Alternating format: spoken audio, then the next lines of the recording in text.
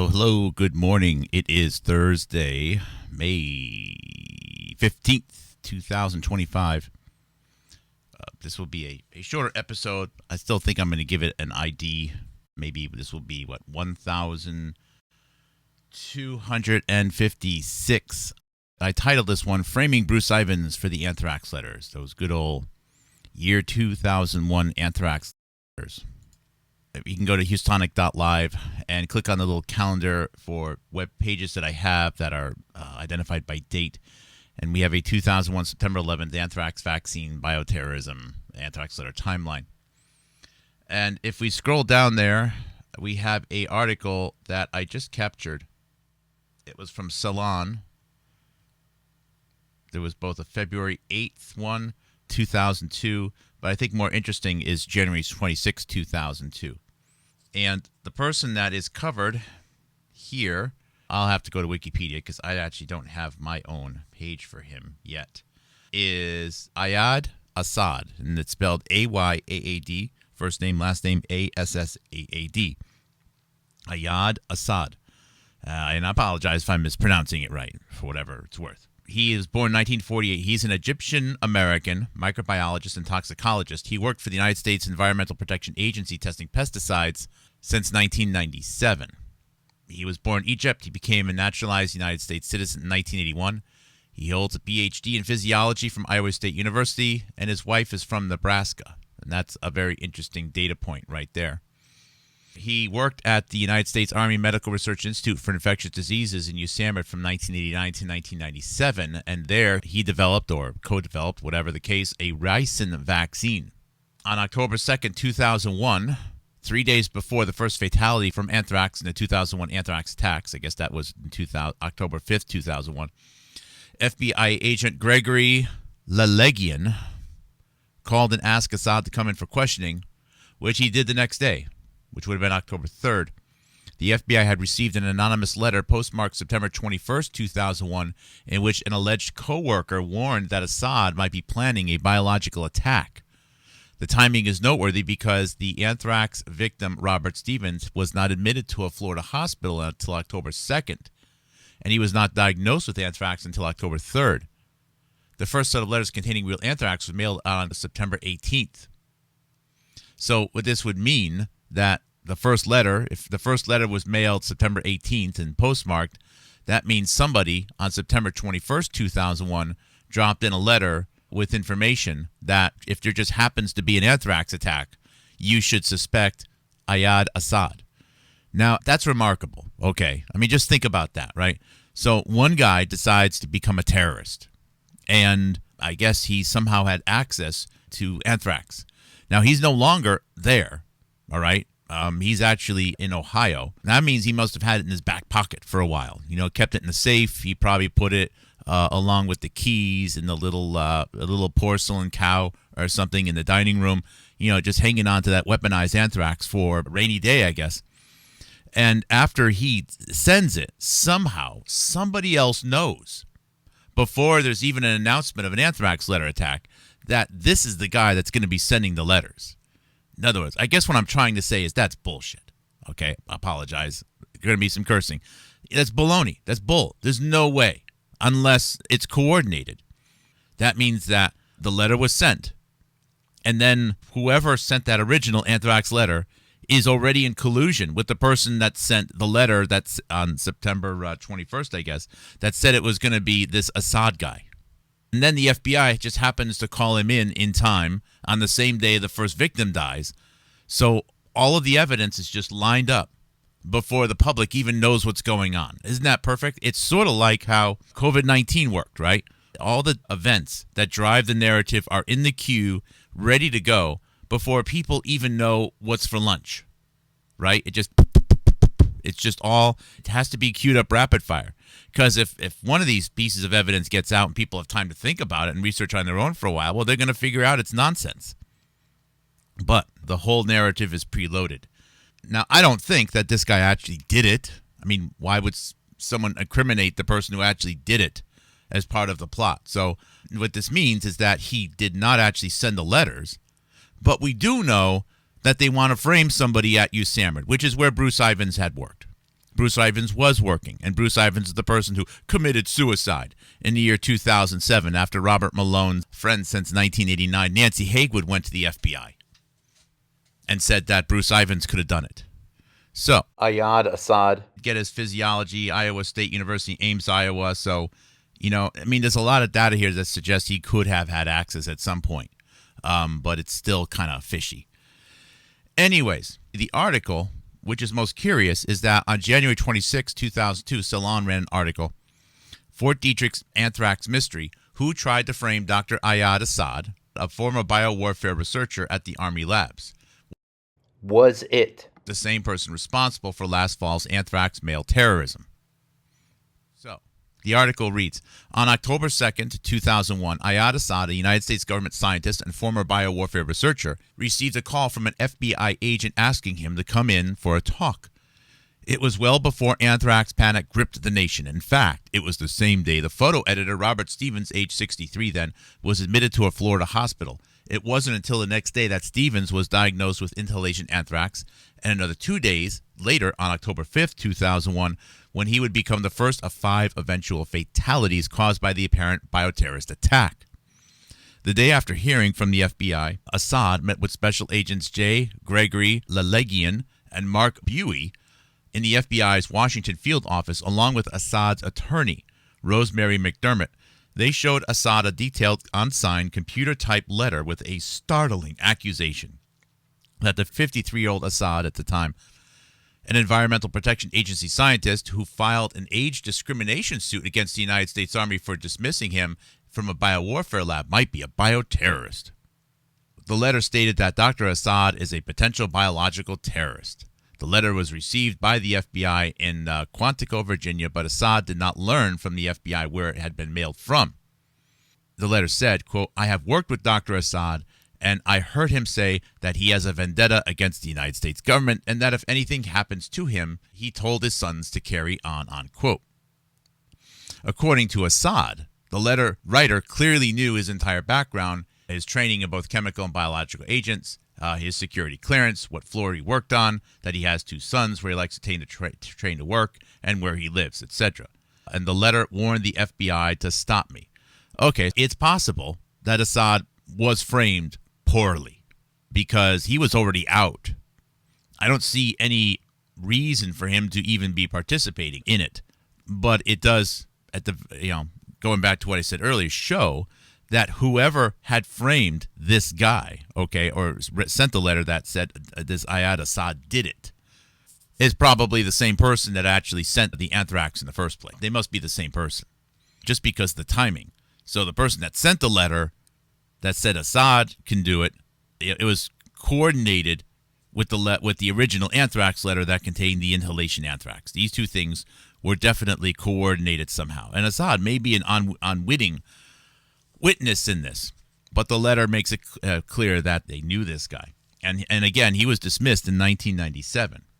I guess another possibility is that Assaad knew that he was going to be part of a framing for something all the way back in 1997, but I'm not so sure about that. So, after the meeting, Assaad was thanked by the FBI agents who have not contacted him since. Again, this is a January 26, 2002 article, and they haven't contacted him since. And they released that very early on. In fact, in late October of 2001, it was already public that the FBI had this discussion with Assaad, and people already heard about this. It goes on to say, Chris Murray, who's an FBI spokesperson, told Salon that we received an anonymous letter with certain allegations about Dr. Assaad. Our investigation has determined those allegations are unfounded. Our investigation is complete, period. But Assaad believes there's a possible link between the person who sent the unsigned letter to the FBI and the terrorist who sent anthrax to Democratic politicians and prominent members of the media. Okay, so now I'm warming up a little bit. It sounds like this Dr. Assaad, who, by the way, is a Coptic Christian from Egypt. It sounds like he's, right. Obviously, there must be some sort of collusion there. The article continues on to say, whoever it was seemed to display a foreknowledge of the biological attack, since the letter was sent to the FBI well before any anthrax attacks were known to the public. That's true. And there is also the fact that Assaad used to work at the United States Army Medical Research Institute for Infectious Diseases in Fort Detrick, Maryland, a biowarfare lab many critics believe might have been the source of the stolen anthrax. Critics believe that, and clearly there's a desire to seed this narrative here. According to internal Army documents in Assad's own possession, and first reported in the Hartford Courant, 27 specimens, including anthrax, Ebola, and hantavirus, were lost in the early 1990s from the lab. The documents paint a chaotic picture of a poorly managed laboratory.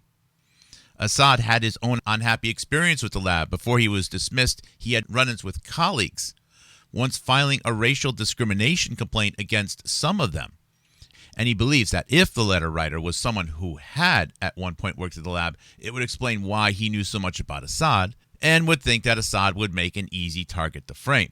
And he says, I'm a perfect scapegoat. I'm an Arab American. I'm a scientist who knows about biological chemical agents, and I'm suing the United States Army. So I guess he did have a lawsuit against the United States Army, but it was for age discrimination. But he's not alone in his concern about his former colleagues. Another scientist who worked at the lab at the time and who admits to having been part of a group in the lab called the Camel Club, organized as a kind of drinking club on the side that ridiculed the Egyptian-born Assaad, said he also believes that anthrax in the recent terror scare came from Fort Detrick's USAMRIID. The scientist, who requested anonymity and is currently employed in academia, said, as soon as it came out, the first thing that came to my mind was Fort Detrick. I don't know many labs that are utilizing anthrax in Fort Detrick. So here's another thing. So after the anthrax letters come out and this investigation starts, an anonymous person then goes to say that there is a club of racist white dudes at USAMRIID who go out drinking, and they call themselves the Camel Club, and they write poems ridiculing this guy. Okay, look, racism is real. There's people who don't like other people based upon a variety of conditions, and I don't think that's ever going to change, okay? But seriously, scientists tend to be very liberal. How many scientists who spent their whole life to get PhDs, going to liberal colleges, working at USAMRIID, that, you know, they got mortgages, they got bills to pay, okay? They probably went to school and have worked with people from around the world, from China, from India, etc., the Middle East, Africa, are suddenly going to develop a white dude drinking club to go out and call it the Camel Club and then write poems ridiculing this guy. I suspect that whoever this anonymous scientist was who provided this information, I think that that whole thing is a fabrication. That's a lie. So someone right now is also seeding a narrative that there's a racist white dude club that likes to poke fun at this poor dude. Now, this Assad's role, it could go either way, okay? He could be witting or an unwitting participant in this. It's not really clear. I'm not sure it really even matters. But you could see how evidence is being seeded to suggest that, yes, the anthrax did come from USAMRIID. And yes, it's probably because there's white supremacists there. White supremacist, nationalist, neo-Nazi, whatever you want to call them. So September 11th ended with, you can't trust anyone with a turban because they're going to bring box cutters on planes, slit throats, and hijack planes. God bless America. And now a month later, we have white supremacists at USAMRIID with drinking clubs. They probably go out, playing with guns and drag racing at night to make fun of Egyptians. These are two incredibly comical portrayals of human beings. It's comic book level. This representation of bad people on side A and side B. So, why do we bring all of this up? And I don't really need to read the rest of this letter.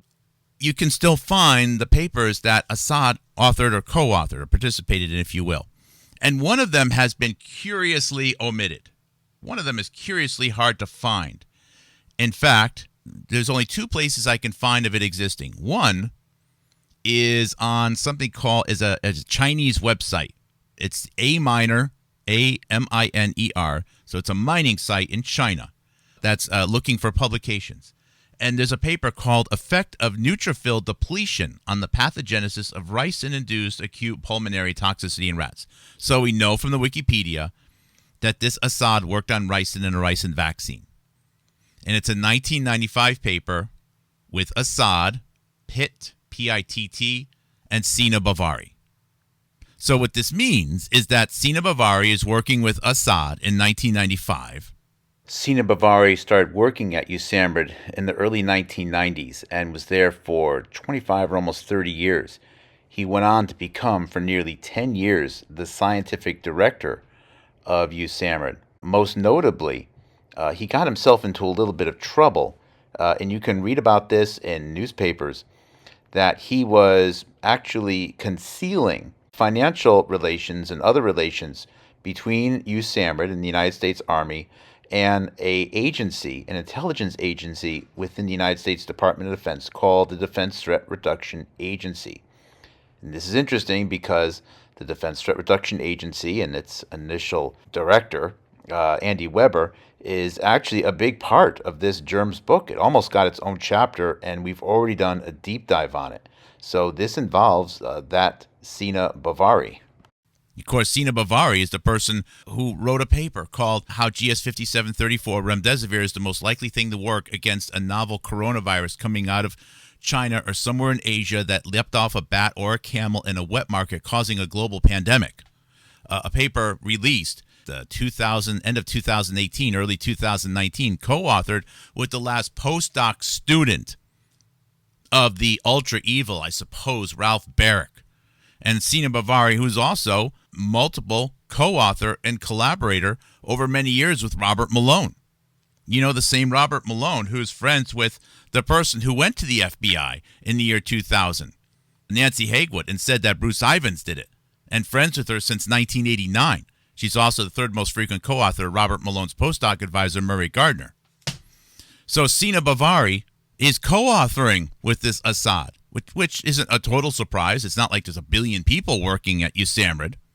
But this article is, I think, actually being censored because I can't find any of the IDs for it anywhere. And the title of it has been deleted from most places. So one possibility is like, okay, look, it's China. China could be seeding the internet with stuff. All right, I wouldn't be surprised. It would be reckless of me, careless, to just assume that this is proof because I can't find evidence of this document anywhere else. But I can find evidence of it somewhere else. In fact, on a United States website, gulflink.health.mil, I can find a PDF that also has evidence of the existence of this document. However, in this document, Assaad is misspelled, A-S-S-A-D, only one A. And what this means, and now I have evidence, basically conclusive evidence, that there's white papers, a research paper, where the infamous Sina Bavari has been co-authoring with this guy, Assaad.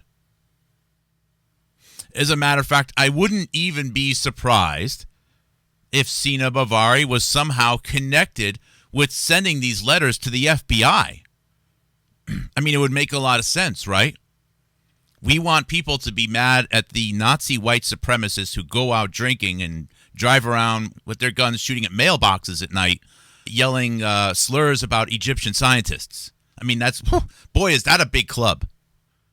Because once you rule out anyone of color, that's going to include Sina Bavari. That's just going to narrow it down to a bunch of white dudes who go out drinking and whatever.